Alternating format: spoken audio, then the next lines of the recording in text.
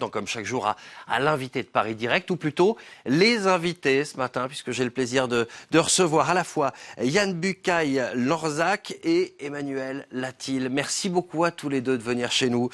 Vous participez tous les deux à cette belle aventure qui s'appelle les Cafés Joyeux. C'est donc des cafés qui emploient du personnel parfois autiste, parfois porteur du gène de la trisomie ou avec de légères déficiences intellectuelles. C'est votre cas, Emmanuel. Vous êtes un jeune employé de ce Café Joyeux qui a ouvert à Paris. Une question tout d'abord pour Yann Bucaille-Lorzac. Vous êtes à l'origine de cette initiative des Cafés Joyeux de Rennes et de Paris. Comment vous est venue l'idée de ces Cafés Joyeux? Ça vient d'une sortie en mer à l'origine, c'est ça? Oui, le projet a démarré grâce à une association que nous avons créée avec mon épouse il y a 7 ans, qui s'appelle Émeraude Voile Solidaire. On a fait construire un gros bateau, un catamaran totalement adapté pour naviguer à bord avec des fauteuils roulants. Et on embarque depuis 7 ans, on a embarqué plus de 6000 personnes en situation de différence, de situation de handicap, des personnes âgées, des prisonniers, des personnes exclues, des prostituées. Et un jour, à la fin d'une sortie, je rencontre ce garçon avec qui j'ai passé la journée en mer, Théo, avec autisme, 20 ans. Et Théo me dit, c'était une très belle sortie. Merci, capitaine. J'ai beaucoup aimé la mer.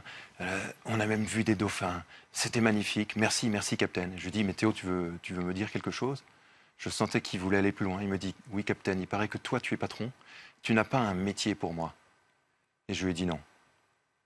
Et je me suis retrouvé tout bête. Parce que, alors qu'il était tout joyeux, tout enthousiaste, son visage s'est recroquevillé, il est devenu en colère et il m'a dit, c'est pas juste. Parce que oui, je suis handicapé, mais je peux être utile. Je veux travailler. Voilà, l'idée est venue de là. Et ensuite, si vous voulez, le projet, c'est tout simplement de dire que les personnes différentes, et nous tous avec nos différences, on peut travailler ensemble et on peut être productif dans ce monde économique qui cherche la production. On peut tous produire ensemble et peut-être mieux avec nos différences. Alors on va en reparler justement. Il y a donc un Café Joyeux qui a ouvert à Rennes il y a 4 mois. Il y a un café parisien qui a ouvert il y a 3 semaines. Et en salle, on retrouve notamment Emmanuel Latil. Emmanuel, comment ça se passe pour l'instant après 3 semaines au Café Joyeux? En fait, le travail pour moi, c'est quelque chose de spécial. Mais quand je suis arrivé pendant 2 semaines, et en fait, j'ai travaillé là-dedans et c'est la première fois que je travaille dans cette section. Et qu'est-ce que vous faites du coup au Café Joyeux? Je fais de la service. Et comment ça se passe? Alors racontez-moi. Il y a un système de Lego, par exemple, pour retrouver la bonne personne à servir? En fait, il y a une sorte de Lego, quelques couleurs, et à chaque couleur, on met des cubes. Et chaque cube, c'est pour voir la même paire. Oui, voilà. Quand on vient passer commande auprès de vous, il y a 2 Lego, il y en a un que vous gardez, un que prend le client, et comme ça, ça va vous aider à servir après. Oui. Ça se passe bien? Très bien. Écoute, moi, j'aime beaucoup le plateau. Parce que c'est écrit joyeux et c'est plus pratique de le voir régulièrement.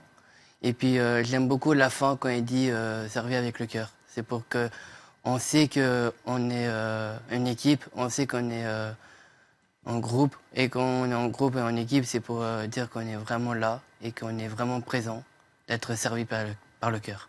Et qu'est-ce qui est le plus facile et qu'est-ce qui est le plus difficile? Le plus facile, c'est que on est tous là et que moi, j'adore travailler au milieu ordinaire comme eux.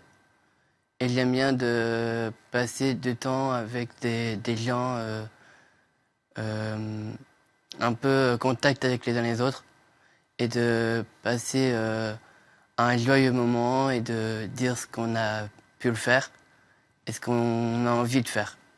Vous êtes fait des amis, déjà? Oui, j'en ai fait. Et les amis, c'est par avec le cœur. Et grâce à tout ça, c'est pour permettre qu'on est avec tout le monde. Et pour moi, c'est quelque chose de facile. Yann Bucaille, comment se passe l'adaptation? Écoutez, c'est plein de belles surprises. Évidemment, il il y a des surprises. Mais globalement, c'est une adaptation qui va au-delà de nos espérances. Parce que, comme vient de le dire Emmanuel, ce qui est magnifique, c'est l'esprit d'équipe. Hier, par exemple, on a fait une réunion d'équipe parce que le lundi, on est fermé. C'était l'occasion de se voir entre nous.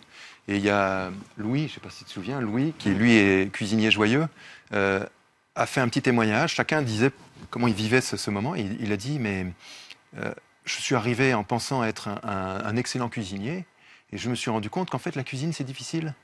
Mais grâce à Marie, qui est une cuisinière joyeuse, qui elle, travaille aussi chez Joyeux, grâce à Marie, je m'en sors parce qu'on s'entraide, parce qu'elle m'aide et je me sens en confiance. Je ne suis pas seul. Et je pense que c'est la première leçon qu'on a chez Joyeux, c'est que tout seul, on ne fera rien. Ensemble, avec nos fragilités, avec nos différences, on est capable du meilleur. Et ce que vient de dire Emmanuel me touche, parce qu'effectivement, c'est l'esprit d'équipe qui te plaît. Bah, moi, c'est surtout l'esprit de l'équipe, parce que quand on vient vers l'équipe, c'est pour qu'on est ensemble, de partager en groupe et d'être en contact avec les autres, d'être échanger, d'être avec les uns les autres et d'être participant. Et quand on fait quelque chose jusqu'au bout, c'est pour que on a un vrai travail. Et pour moi, mon travail, c'est de faire jusqu'au bout.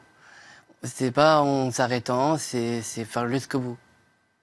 Il y a quand même une réalité économique. C'est quand même une entreprise, il faut faire du profit. Vous êtes à la tête d'un groupe, vous avez des casinos, des hôtels, vous savez bien ce que c'est. Est-ce qu'on peut gagner de l'argent? Est-ce que c'est un modèle économique viable? Alors, juste un petit détail, on n'a pas de casino, parce que c'est pas le genre de notre activité, on fait de l'hôtellerie, mais ce qui est sûr, c'est que oui, effectivement, mon activité est orientée vers la rentabilité. Vous avez tout à fait raison. C'est une entreprise ordinaire. Joyeux, c'est une entreprise qui a pour objectif d'arriver à l'équilibre, et peut-être même, si on peut, et de faire du profit. Donc, je pense que ça fait partie de ce projet, c'est de démontrer qu'en milieu ordinaire, on est capable, avec nos différences, plus de 80% du personnel est en situation de handicap mental, eh bien, au-delà de ça, on sera capable d'être rentable. Et je pense que c'est important parce qu'on veut sortir du milieu associatif, bien que dans le milieu associatif, il y ait des choses exceptionnelles qui se fassent. Dans le médico-social, j'ai rencontré des médecins et des infirmières et des éducateurs spécialisés qui sont vraiment compétents. Pour autant, on voudrait pouvoir intégrer cette compétence dans le monde de l'entreprise ordinaire. Et oui, c'est un défi, on n'a pas encore démontré, on va le faire, mais je pense qu'on est en passe de le faire parce que les premiers mois à Rennes sont plutôt probants. Et vous l'avez dit, c'est rapprocher deux mondes. Et alors, votre café joyeux à Paris, vous l'avez pas mis n'importe où, vous l'avez mis dans le quartier très chic de la Bourse, où il y a des gens très endimanchés, en costume, des gens très importants, parfois pressés, qui viennent prendre le déjeuner. Comment est-ce que ça se passe pour l'instant avec cette clientèle? D'abord, question à Yann, et puis on en parlera ensemble. L'objectif, c'est véritablement d'être au cœur de la ville, au cœur du monde. Et effectivement, on n'a pas choisi cet endroit par hasard. C'est, comme vous l'avez dit, un quartier d'affaires. Ça bouge, les gens sont pressés. Et en fait, on pense qu'on est dans un monde, et moi le premier, où tout va vite, tout va très vite. Et à force d'aller vite, on en oublie l'essentiel. Et peut-être que Joyeux peut apporter une proposition différente, de dire stop, où vas-tu? Où est-ce que tu cours comme ça? Tous ces gens qui sont à la minute près, à la seconde près. Et je le dis moi aussi, je ne juge pas ces gens-là. Mais peut-être que chez Joyeux, on va leur montrer effectivement un style plus apaisant pour montrer qu'il y a autre chose que la performance à tout prix. Il y a d'abord l'humain et il y a surtout le mélange de nos différences. Peut-être que Emmanuel, toi, qu'est-ce que tu en penses, toi, effectivement, la question de monsieur sur ces gens pressés qui viennent? Bah, en fait, c'est pas vraiment pressé. Mais en fait, quand quelqu'un est vraiment hyper pressé, bah, du coup, on dit la commande dans le comptoir. Et après, on essaie de faire on peut être vite. Comme ça, c'est plus facile à commencer à gérer. Et après ça, je pense que dans le comptoir, et serveurs et cuisine, ils sont hyper doués. Et pour moi, c'est quelque chose de spécial.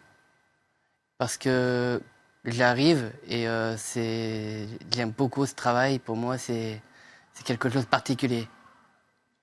J'ai une dernière question, c'est celle qu'on pose à tous nos invités. Qu'est-ce qui vous porte? Qu'est-ce qui vous donne l'envie d'espérer? Emmanuel d'abord. Qu'est-ce qui te donne l'envie d'espérer? En fait, moi, j'ai envie de participer. J'aimerais découvrir Joyeux, parce que je sais que Joyeux, pour moi, c'est tellement beau. C'est quelque chose de particulier, de sympa. Pour moi, c'est quelque chose de partage. Parce qu'on va vers des clients, on va vers des personnes avec les gens on peut connaître. Et pour moi, c'est quelque chose de plus facile à connaître. Tous les parcours de Joyeux. Et pour moi, c'est vraiment... moi, je suis ravi de faire ça. Parce que pour moi, c'est un vrai travail, ce que je l'ai fait. Et moi, je trouve que dans ce travail à moi, je pense que servir avec le cœur, c'est bien parce qu'on peut être en contact avec les autres, on peut parler, on peut se dire moi j'aime bien faire ceci, j'aime bien faire cela. Et pour moi, ce groupe de Café Joyeux, c'est vraiment un coin vraiment bien parce qu'on sait que dans cet hectare de ça, ça me permet de réfléchir. Et Yann, vous, qu'est-ce qui vous donne l'envie de continuer à espérer? L'envie, c'est d'abord envie de faire envie. Dans un monde où on a un peu envie, pas tous, hein, mais beaucoup de gens souhaitent que tous se ressemblent. On répond à des codes, à une espèce de guideline qui fait qu'on est tous formatés pour pouvoir répondre à des exigences, certes, mais on en oublie ceux qui n'arrivent pas à répondre au départ à ces exigences-là. Et moi, l'envie, ce que j'ai, ce qui m'anime, c'est de pouvoir partager cette joie, de pouvoir travailler avec des personnes qui, sur le papier, au départ, ne sont pas forcément en haut de la liste.